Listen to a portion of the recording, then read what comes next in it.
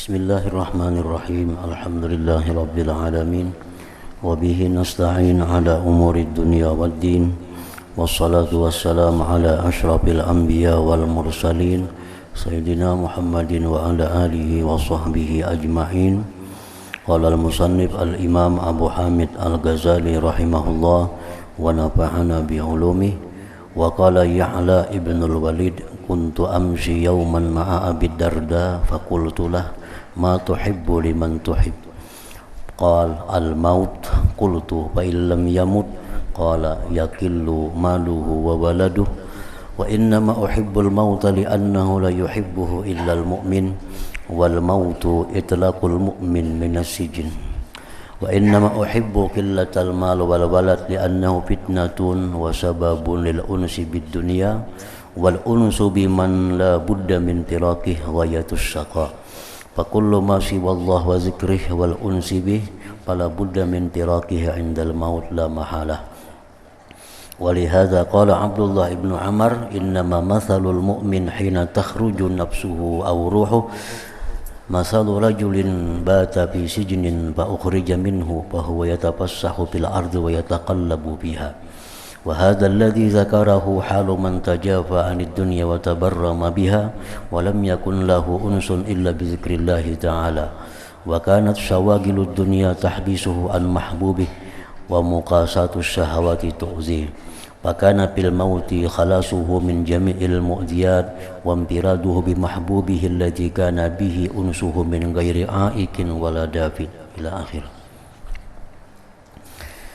Makna perkataan Imam Al-Ghazali rahimahullah wa nafa'ana bi ulumih. Ya'la ibnul Walid berkata, saya berjalan-jalan pada suatu hari bersama Abu Darda radhiyallahu anhu. Lalu saya bertanya kepada Abu Darda, apa yang engkau cintai bagi orang-orang yang engkau cintai? Apa yang engkau cintai bagi orang-orang yang engkau cintai? Abu Darda menjawab, mati. Artinya yang kuinginkan dari orang yang kucintai itu dia menginginkan mati. Yang aku inginkan dari orang yang aku cintai itu bahwa dia ingin mati. Saya bertanya kalau ia belum mati. Abu Darda menjawab, sedikit hartanya dan anaknya. Nah, aku sangat mencintai apabila orang yang kucintai itu sedikit hartanya, sedikit anaknya. Nah, kemudian Abu Darda menjelaskan alasannya. Dan hanya saja saya menyukai mati karena tidak menyukainya melainkan orang mukmin.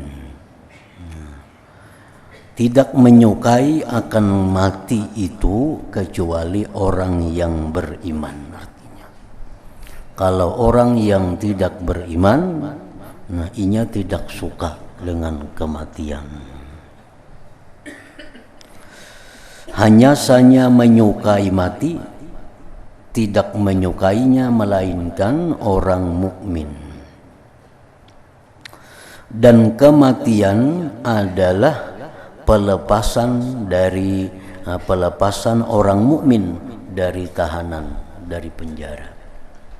Kan hadis Rasulullah sallallahu alaihi wasallam, ad-dunya sijnul mu'min wa jannatul kafir. Nah, dunia ini adalah penjaranya orang beriman. Nah, siapapun orang dalam penjara pasti hendak keluar dari penjara itu. Nah, sedangkan dunia ini jannatul kafir, surganya orang kafir. Makanya orang kafirnya kadang mau mati, takutan dengan kematian karena ini sudah surganya. Nah, sedangkan orang beriman itu dunia ini penjara. Jadi setiap orang beriman pasti hendak lepas dari penjara, berarti hendak lepas dari dunia. Nah, itu alasan Abu Darda kenapa dia menyukai kematian itu. Karena mati itu adalah satu ibarat dari kebebasan seorang mukmin dari tahanan. Dan hanya saja saya menyukai sedikit harta dan anak, karena ia adalah fitnah.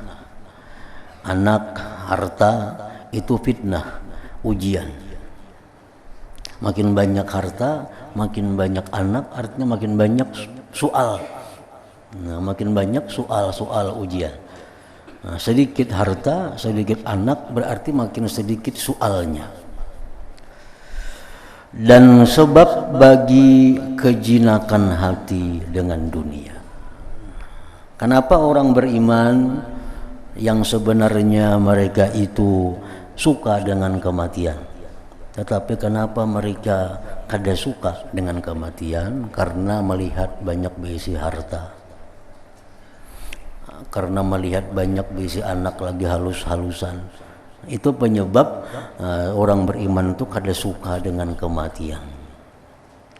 Jakanya orang beriman itu kada banyak berharta, kada banyak berisi anak, nah dia akan menyukai kematian yang ibaratnya adalah pembebasan dari tahanan.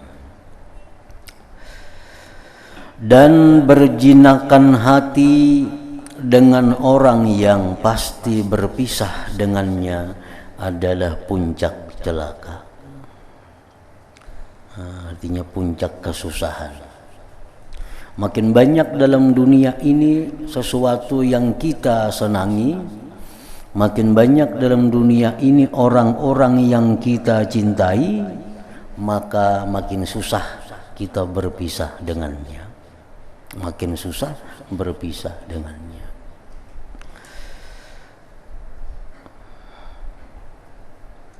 Dan berjinakan hati dengan orang yang pasti berpisah dengannya adalah puncak celaka, artinya puncak kesusahan, kesedihannya.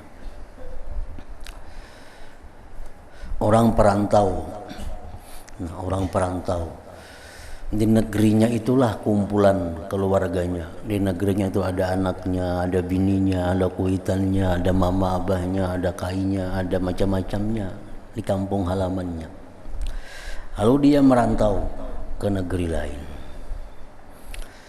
Nah, di negeri lain ini orang ini kada punya kejinakan hati, karena semuaan tinggal di tempat tanah airnya.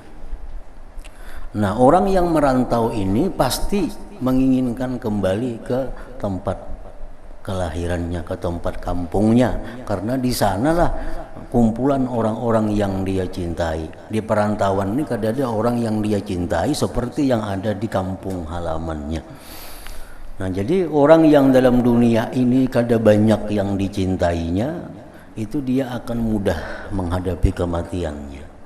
Nah, maulah kita ini kada suka dengan kematian, maulah kita ini susah dengan mati itu karena kebanyakan yang kita ganang. Nah, kebanyakan yang kita urus, kebanyakan yang kita cintai, itulah yang menyebabkan sulit bagi kita menghadapi mati itu.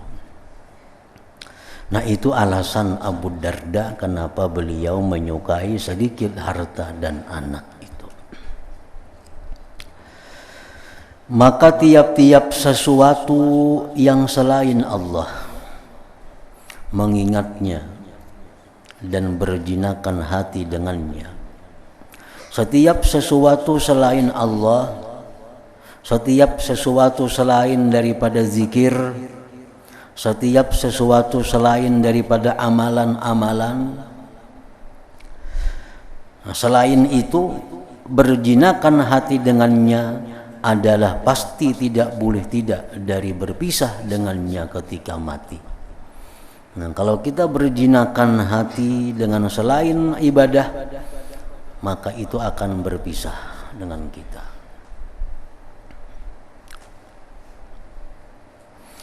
Dan karena inilah Abdullah bin Amr berkata, sesungguhnya perumpamaan orang mukmin ketika napasnya atau rohnya keluar adalah seperti seorang laki-laki yang bermalam dalam penjara, lalu ia dikeluarkan daripadanya. Maka ia merasa lapang di bumi dan berbulak-balik pada bumi itu.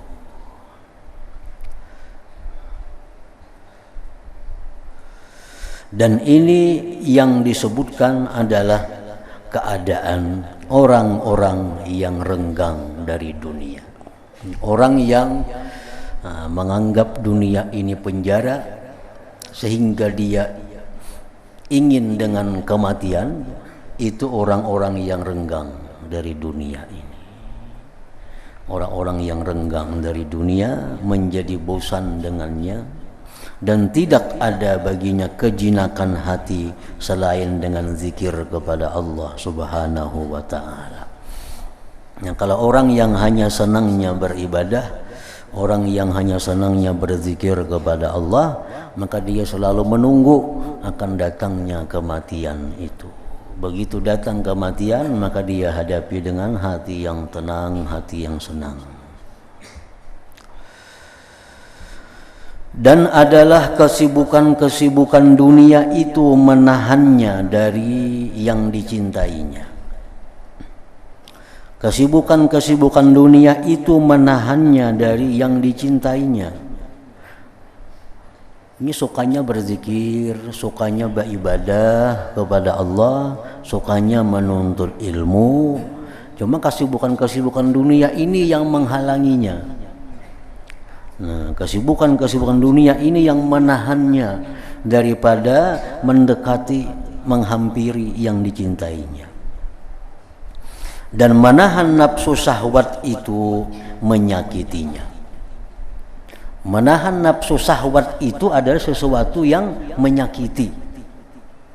Kita ini sukanya berzikir, sukanya menuntut ilmu, sukanya berbuat kebaikan. Cuma urusan dunia ini yang menghalangi kita.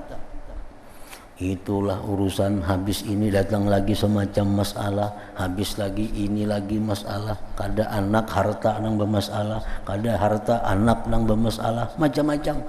Nah, itu mengganggu kita kepada sesuatu yang kita sukai, umpamanya zikir kepada Allah. Dan hal itu adalah menyakitkan karena terhalangnya kita dari melakukan sesuatu yang kita sukai daripada ibadah tadi. Maka pada kematian itu terlepasnya dari semua yang menyakitkan dan kesendiriannya dengan yang dicintainya. Nah, kalau sudah inya mati, kada ada lagi nang menyibukkan inya urusan anak, urusan harta, urusan macam-macam. Tinggal lagi inya berduaan dengan yang selama ini dicintainya daripada amal kebaikan, yang dengannya kejinakan hatinya tanpa sesuatu rintangan dan tidak ada yang menolak atau yang mengganggu. Nah, itulah alasan kenapa mati itu merupakan sesuatu yang diingini oleh orang yang beriman kepada Allah Subhanahu wa ta'ala tadi. Alangkah patut yang demikian bahwa itu adalah puncak kenikmatan. Alangkah patut yang demikian bahwa itu adalah puncak kenikmatan. Orang yang beriman, yang mencintai ibadah, begitu dia mati, itu merupakan puncak kenikmatannya karena terbebas dari gangguan-gangguan yang selama ini menghalangi ibadahnya.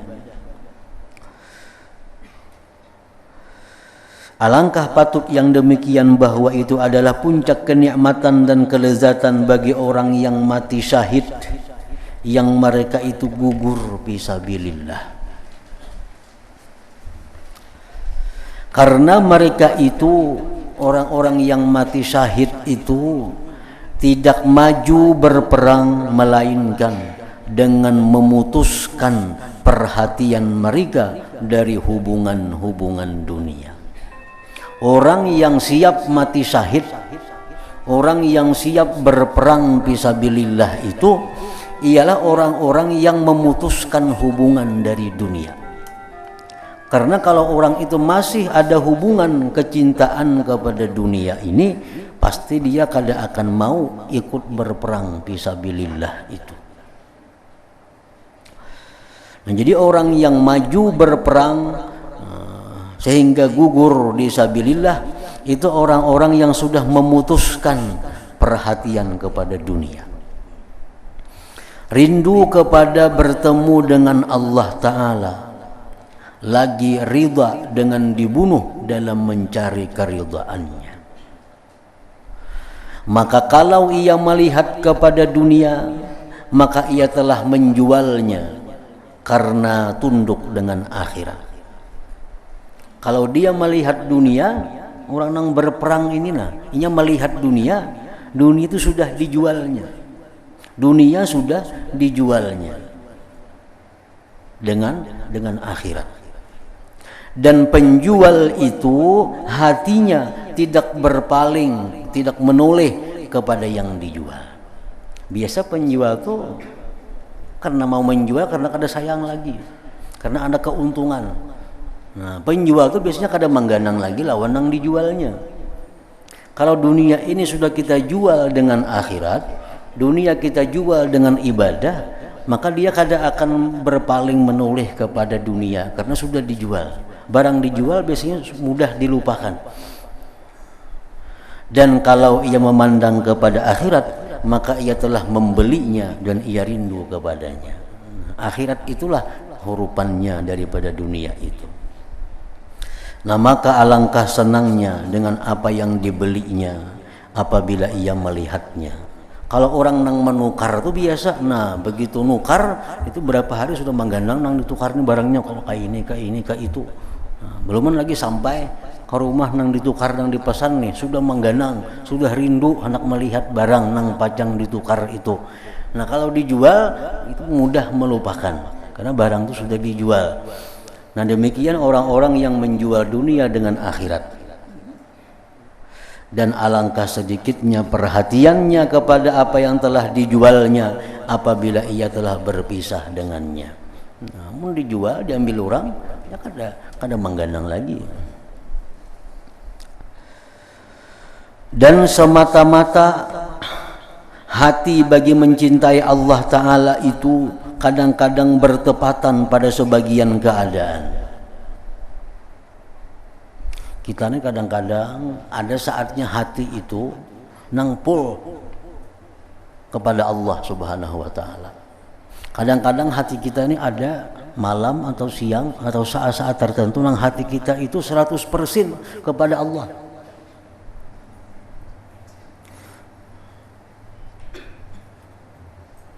Tetapi itu tidak diperoleh kematian atasnya.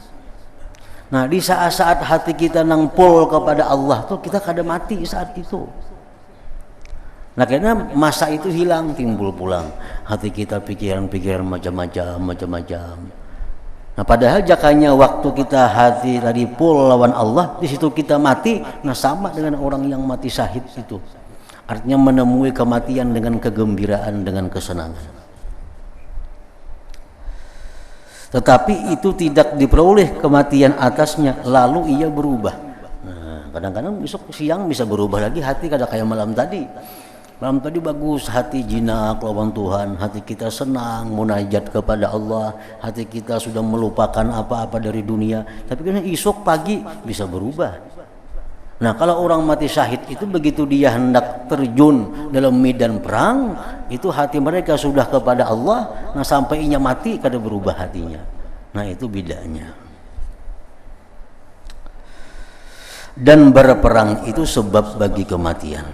Maka ia menjadi sebab bagi mendapatkan kematian atas keadaan seperti ini.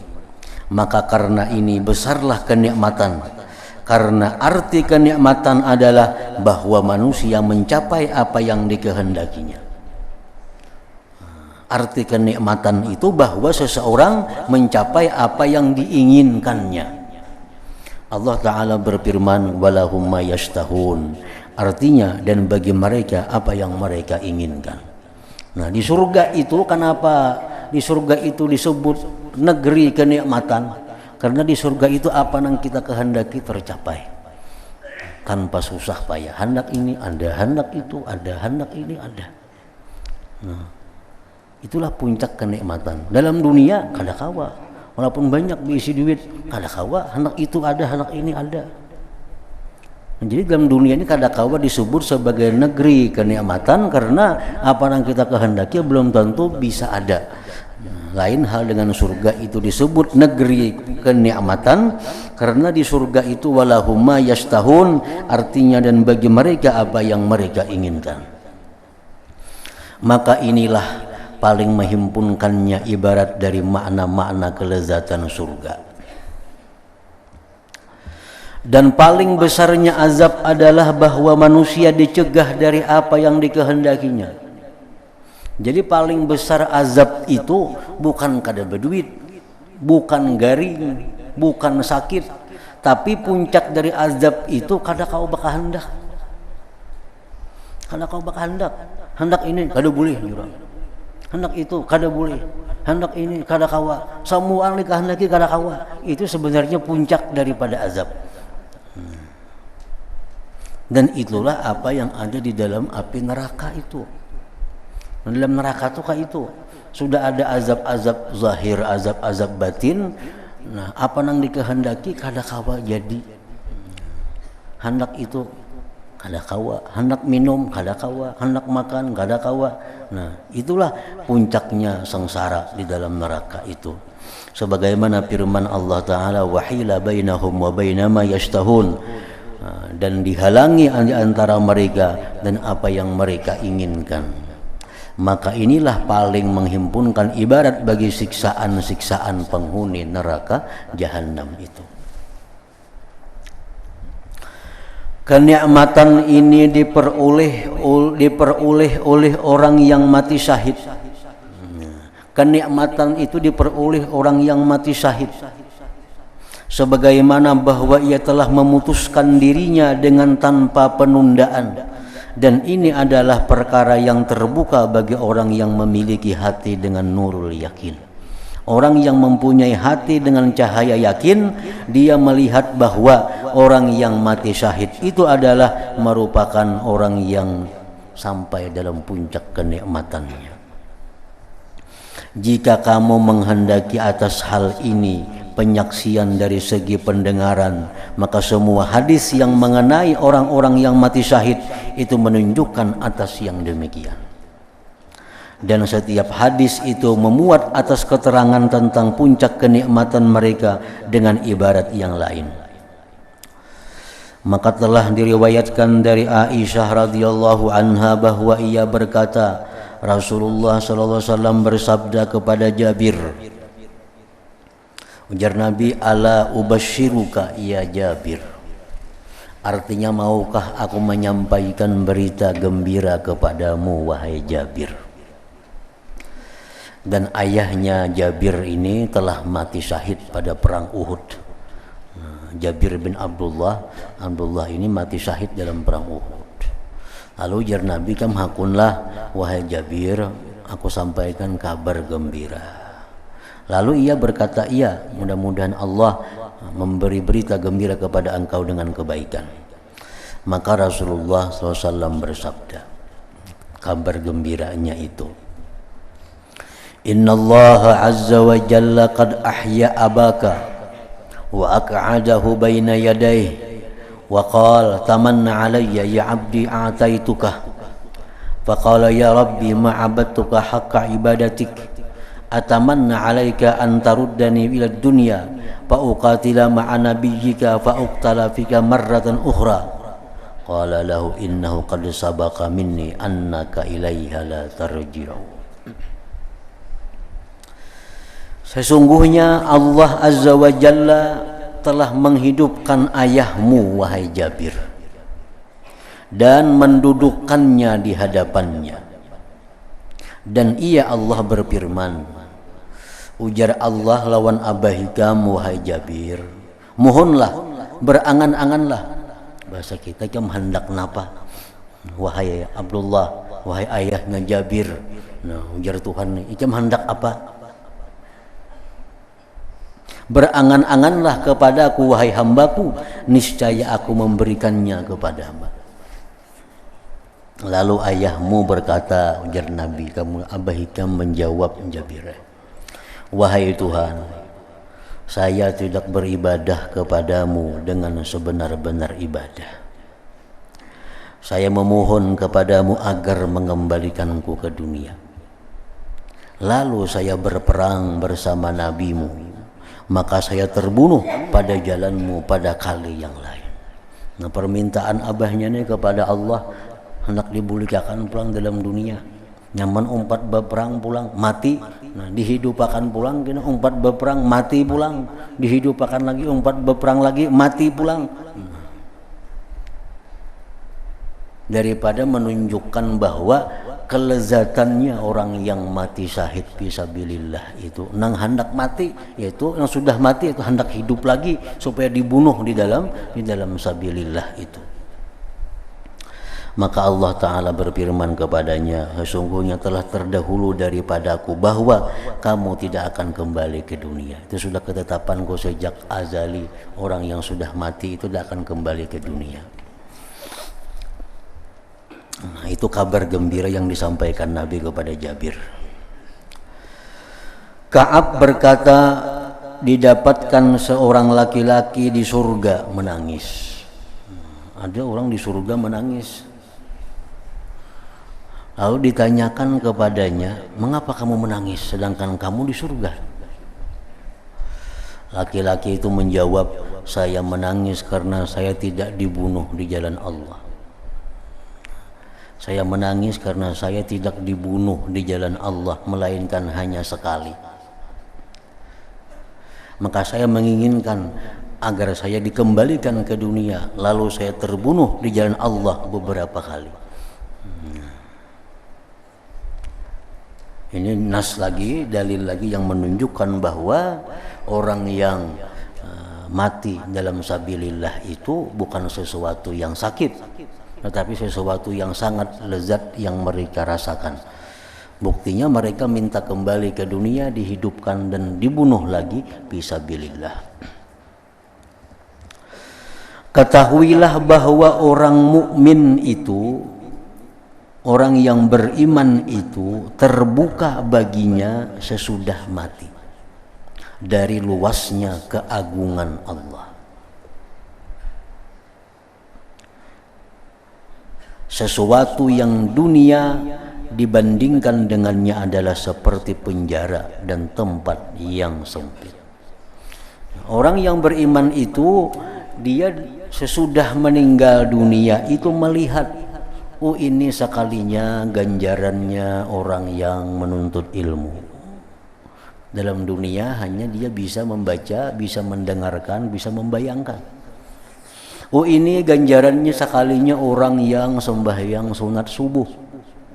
Yang dalam dunia hanya tahu dari hadis Nabi, orang yang sembahyang sunat subuh itu diganjar dengan sesuatu yang lebih baik dari dunia dan isinya. Dalam dunia kita bisa membayangkan aja, bisa mendengarkan hadis-hadis Nabi. Nah sesudah kita mati terbuka, oh ini sekalinya ganjarannya.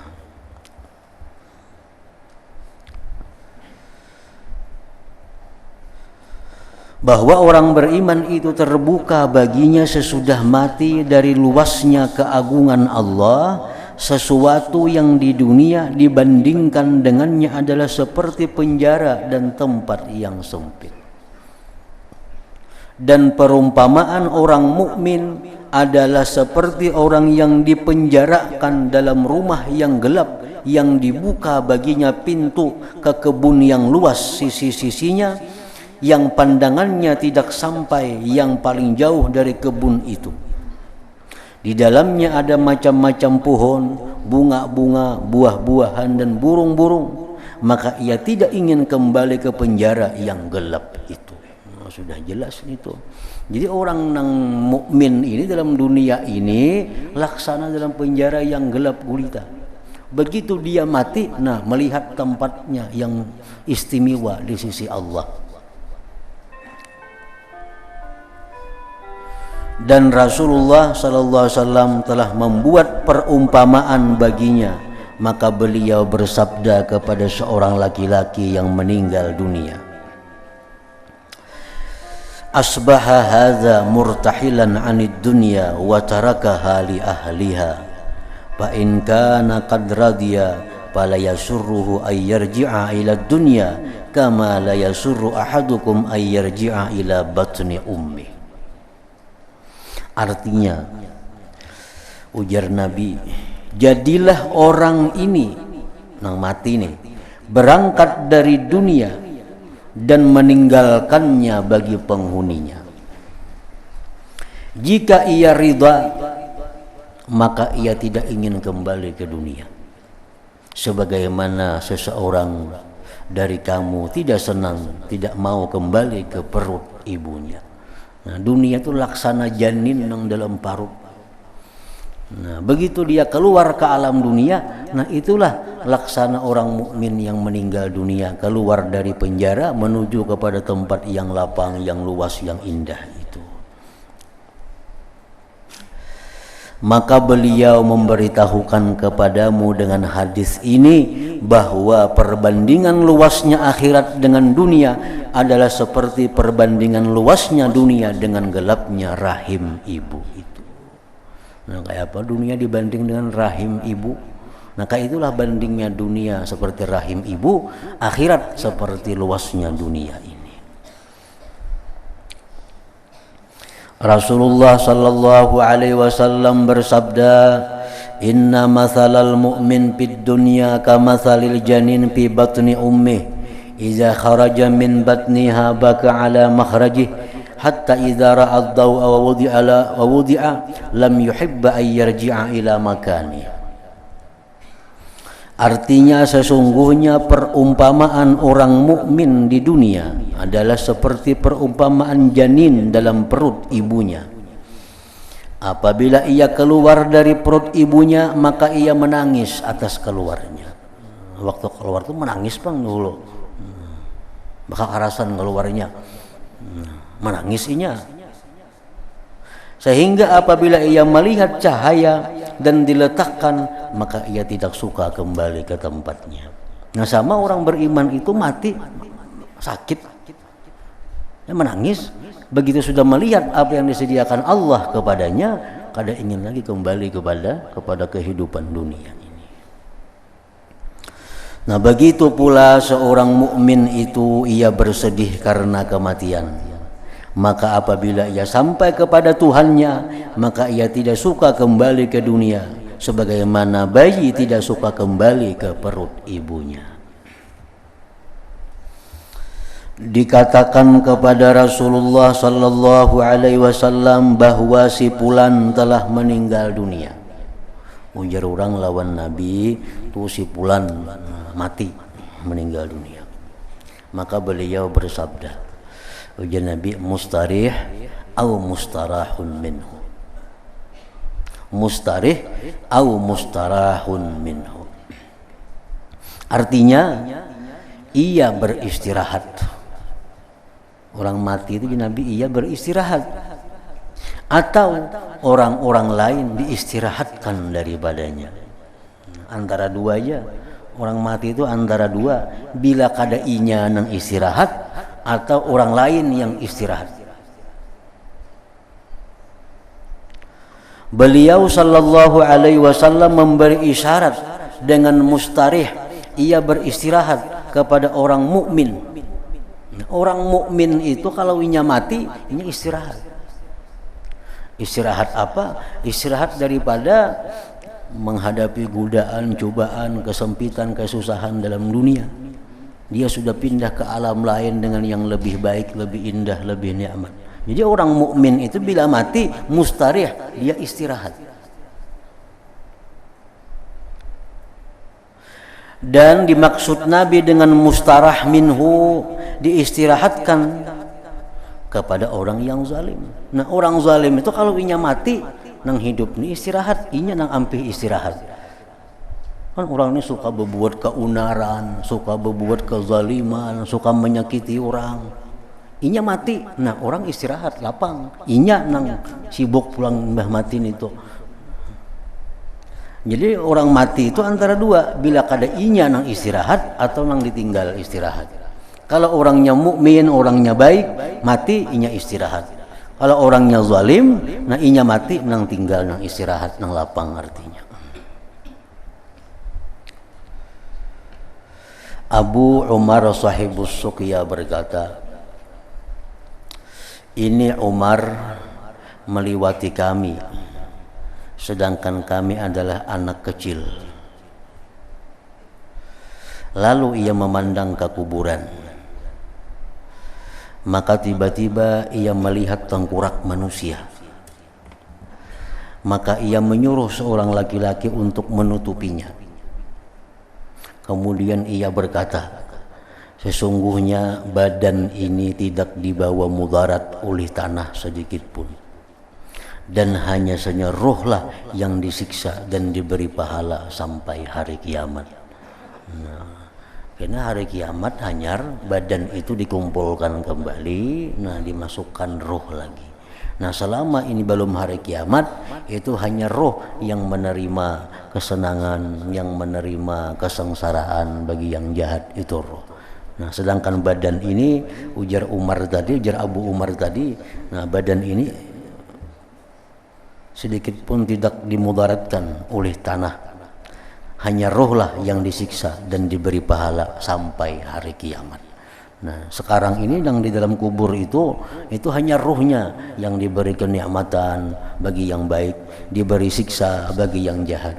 Nah karena kalau sudah hari kiamat, badan-badan jasmani yang hancur berserakan di bumi itu dikumpul lagi oleh Allah Subhanahu wa taala, dihidupkan, dikembalikan roh kepadanya untuk dibangkit dan dihalau menuju padang mahsyar.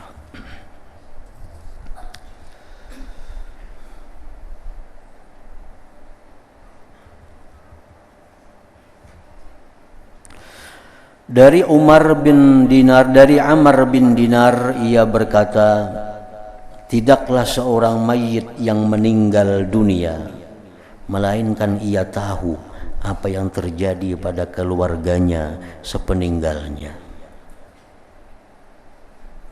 Nah, tidaklah seorang mayit yang meninggal dunia melainkan ia tahu apa yang terjadi pada keluarganya sepeninggalnya. Oh, kelakuan anaknya ke ini, imbahnya meninggal dunia, kelakuan ini jam ini, katahu. Nah, si mayit itu.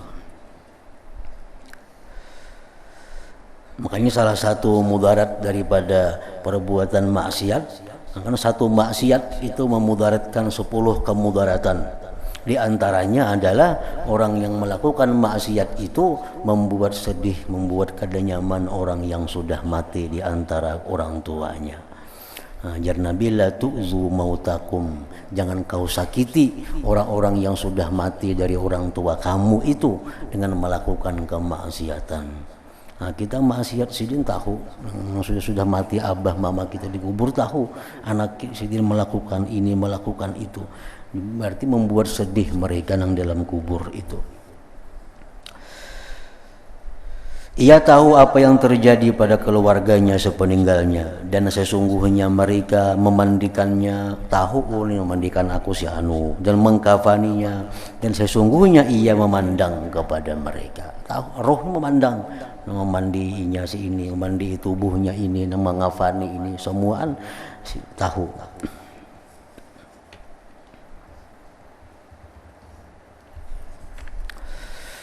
Malik bin Anas rahimahullah berkata, telah sampai kepadaku kabar hadis bahwa roh-roh orang-orang mukmin itu dilepas, ia pergi kemana ia kehendaki. Orang-orang beriman itu rohnya dilepas oleh Allah kemana ia hendak, anak ke sana kemari dalam waktu yang singkat sampai datang ke sana melangi anaknya, datang ke sana melihat cucunya, datang ke mana melihat anak buahnya. Pokoknya kalau ia beriman, meninggal dunia, ruhnya dilepas oleh Allah. Kemanapun dia pergi, dikehendakinya akan sampai. Nah, kemudian An-Nu'man bin Bashir radhiyallahu anhu berkata,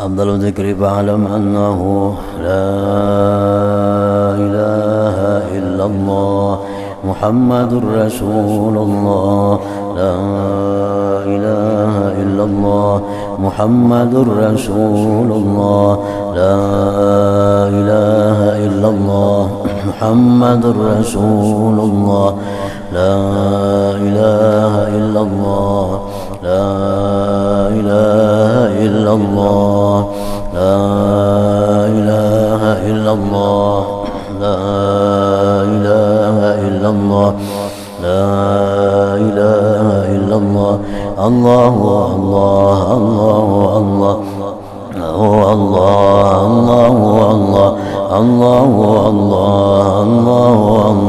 الله الله الله الله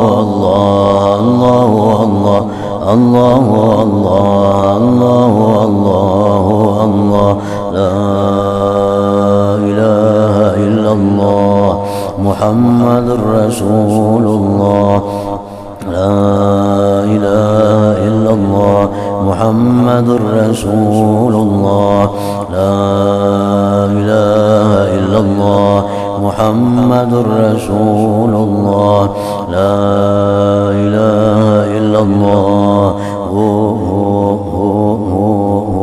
الفاتحة. الرحمن الرحيم إياك نعبد وإياك نستعين صراط الذين أنعمت عليهم غير المغضوب عليهم. فيا أيها الراجون منه شفاعة صلوا عليه سلموا تسليما اللهم صل وسلم وبارك عليه.